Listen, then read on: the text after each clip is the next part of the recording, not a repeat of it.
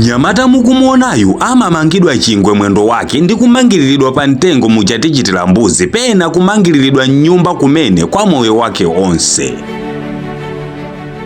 Zinakhala bwanji munthu weniweni adzimangidwa chingwe chonchi ngati galu wachiwewe? Nyamata ameneyu ndi ndani? Ndi chani chinachititsa kuti mpaka azimangidwa chingwe chonchi? Nanga moyo wake wa tsiku ndi tsiku umamuyendera bwanji? Dine Dean Studios khalani pompo pomwe nkhani ikupitirira. Osayiwala ife a Dean Studios timagulitsa malonda osiyanasiyana online kwa omwe mungakonde kupanga business ndife. Tili ndi group la WhatsApp la malonda kwa ofuna kupanga join. Ndisiya link mu comment box.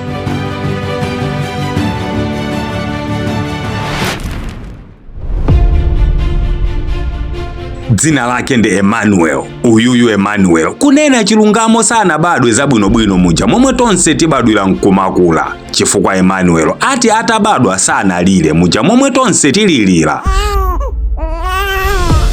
Analira patadusa nthawi yayitali ndipo anali ndi mavuto ambiri atabadwa moti anatha 2 weeks asanatulutsidwe mchipatala. Panadusa miyezi ingapo apa ndipomwe mayi yake anayamba kuona mavuto angapo pa Emmanuel.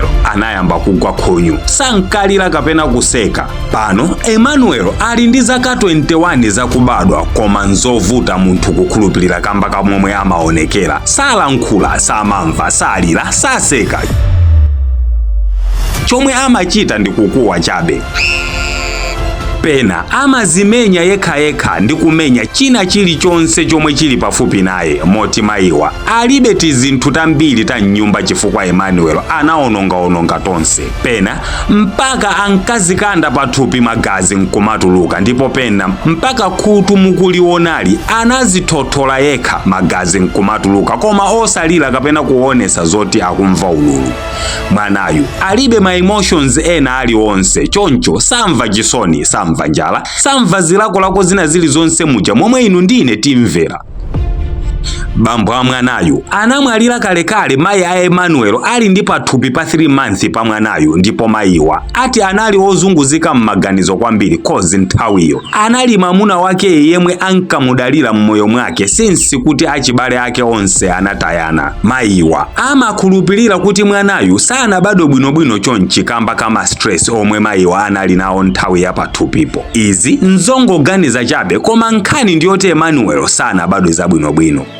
Kamba kakusokoneza pamalo kwa Emmanuel mayi yake anabwera ndi plan yoti azimumanga mwendo osati muja mwa nkhanza ayi koma muja moti asakwanise kugwira china chilichonse komanso kuti mmalo moti nthawi zonse azipereka attention kwa mwanayu azitha kugwira ntchito zina ndi zina zapakhomo mopanda mwanayu kuwasokoneza. Akamachoka ndiye kuti amayenera amutsekere mnyumba iwo nkumapita ndipo pobwera ndi kumumasula. Palibe china chilichonse chomwe mayiwa amadalira kupatula ulimi. Amapita kumunda tsiku ndi tsiku atamutenga Emmanuel ndi kumumangirira pa mtengo kuti iwo athenso kugwira ntchito. Komanso kupanda kutero Emmanuel amapezeka wazulazula zomera zonse kumundako. Mwanayu sachita kanthu kuphatikizapo amadziyipisira pena paliponse ali. Amachita chimbuzi nkabudula momo kudzikozera ndi kutuluka mamina osapukuta ndipo ndi ntchito ya mayiwa akafika kwina kulikonse aliko kumusamala zoyipazo moyo nkumapitilira. Emmanuel sapita kwina kulikonse kosewera ndipo saloledwa kupita kwina kulikonse kupatula pa nyumbapo kamba koti atha kukaononga zinthu za anthu ochuluka ndipo mayi yake alibe kena kalikonse kuti angamanke nalipira milandu ya mwana wawoyu. Komanso mioyo ya anthu ndiyosiyana atha kumango mumenya mwanayu ngati pali chomwe akudziwa. Sadya yekha kapena kumwa koma kudyetsedwa ndi kumwetsedwa. Mayiwa amasamalirabe mwanayu ndipo kuchipatala anakwanitsa kungopereka mankhwala akhunyu okhawo koma zinazo ati nzachibadwa ndipo khunyulo bola pano kusiyana ndi kalelo. Ukakhala moyo wawo wa tsiku ndi tsiku awawa siwokondwa kamba kavuto lalikulu lomwe mwanayu ali nalo chifukwa mpaka pena amafika pokukuta zala zake zomwe magazi nkumatuluka. Osayiwala kupanga share Emmanuel.